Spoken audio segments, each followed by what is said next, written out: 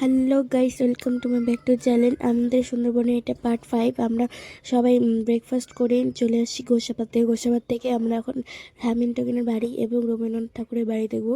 তো হ্যামিল্টনের বাড়ি যাচ্ছি। এখানে হ্যামিল্টনের বাড়ি চলে এলাম। এখানে হ্যামিল্টনের বাড়িটা বেশ ভালোই ছিল। বাড়ির পাশে একটা পুকুর। হ্যামিল্টনের বাড়ি দেখার পরে চলে গিয়েছিলাম রবীন্দ্রনাথ ঠাকুরের বাড়ি। রবীন্দ্রনাথ ঠাকুর বাড়ি ঢোকার জন্য 10 টাকা করে টিকিটের দরকার। তো সবাই করে 10 টাকার টিকিট কেটে বাড়ির ভেতরে ঢুকে পড়েছি। ভেতরটা খুব বেশ ভালোই, চারিদিকে ফুল টুল দিয়ে সাজানো আর মূর্তি দেওয়া, মানে বেশ ভালোই দেখতে। আর রবীন্দ্রনাথ ঠাকুরের বাড়ির ঘরের ভেতরটা দেখলাম।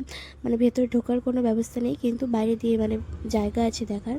তো দেখো, তোমাদেরকেও দেখাচ্ছি যে ভেতরটা কীরকম। দেখো, বহুদিনের পুরনো বাড়ি দেখেই মনে হচ্ছে যে বহুদিনের পুরনো। আরও কাঠের। বাড়ির পাশে একটা বড় পুকুর রয়েছে, তারপর এদিকে ফুল, বেশ ভালো মজা লাগছিল। তো টাটা, দেখা হচ্ছে নেক্সট ব্লগে।